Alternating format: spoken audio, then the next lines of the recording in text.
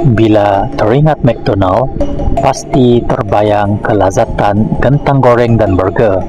Namun, ada satu lagi yang cukup sinonim dengan McDonald, yaitu maskot badut yang bernama Ronald. Restoran McDonald pertama dibuka oleh Maurice dan Richard McDonald di San Bernardino pada tahun 1948. Bagaimanapun, badut itu hanya muncul 15 tahun kemudian di bawah nama pentas Ronald McDonald, The Hamburger Happy Clown. Kehadiran Ronald memberi impak yang besar dalam meningkatkan keuntungan McDonald's. Dahulu, setiap cawangan restoran McDonald sentiasa dihiasi dengan ikon badut Ronald yang diletakkan di hadapan restoran. Tetapi, sejak kebelakangan ini, badut ikonik ini tidak lagi dipamerkan. Ronald pernah menjadi ikon kebanggaan McDonald. Bukan sahaja badut berambut merah, malah turut hadir bersama rakan-rakannya yang juga ikon restoran makanan segera ini. Jika Anda berkunjung ke McDonald, Anda pasti akan disambut oleh maskot McDonald's berupa badut dengan senyuman mesra. Maskot McDonald ini sering muncul di acara Hari Jadi yang diadakan di restoran McDonald. Mungkin masih ramai yang tidak tahu atau sedar bahawa maskot ini sebenarnya sudah bersara, atau lebih tepat lagi, rangkaian McDonald telah selesai menggunakan maskot ini secara resmi. Berakhirnya perjalanan panjang Ronald dan rakan-rakannya berakhir di mana McDonald kini menyasarkan pasaran dewasa lebih daripada kanak-kanak. Kemunculan kempen I'm Loving It menandakan pemulaan kehilangan Ronald dan rakan-rakannya. Selain menjadi watak populer dan mendapat permintaan yang tinggi, Ronald juga terpalit dalam beberapa kontroversi. Memandangkan matlamat utama Ronald adalah untuk memasarkan makanan segera kepada kanak-kanak, ini dilihat mengundang masalah, terutamanya memandangkan peningkatan kadar obesiti kanak-kanak.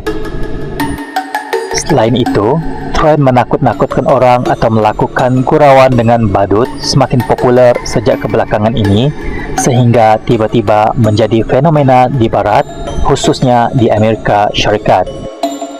Sudah tentu, pengurusan McDonald telah mempertimbangkan dengan teliti persaraan Ronald sebagai maskot. Sebab utama adalah kerana badut ini kelihatan menakutkan bagi orang ramai. Badut sememangnya figura yang digemari oleh kanak-kanak. Namun, apabila persembahan karnival dan sirkus berleluasa, badut telah berubah menjadi figura yang menyeramkan. Ramai penjenayah bersembunyi di sebalik topeng badut dengan panggilan Joker ataupun Pennywise.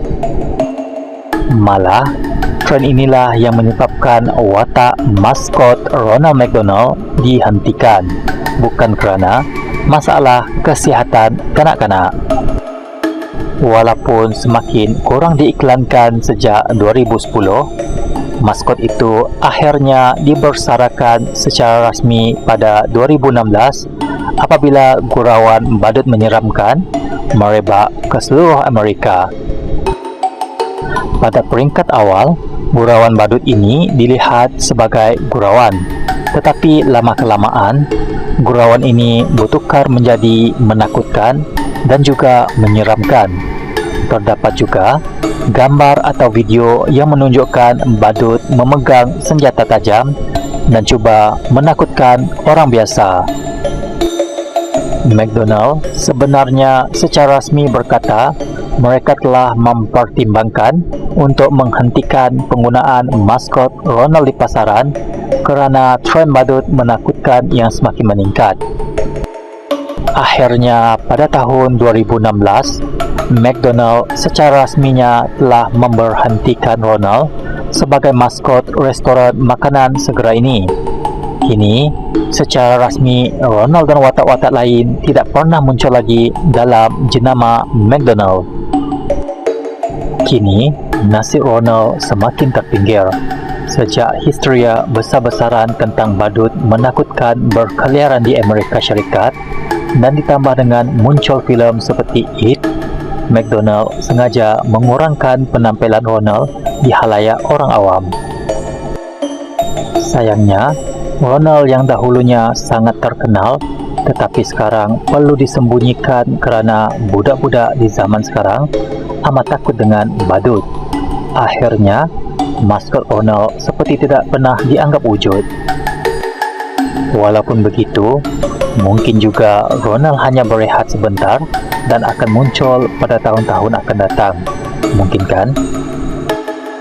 Memang tidak dinafikan, sosok Ronald sendiri sememangnya mempunyai nilai dan kenangan tersendiri buat pencinta McDonald.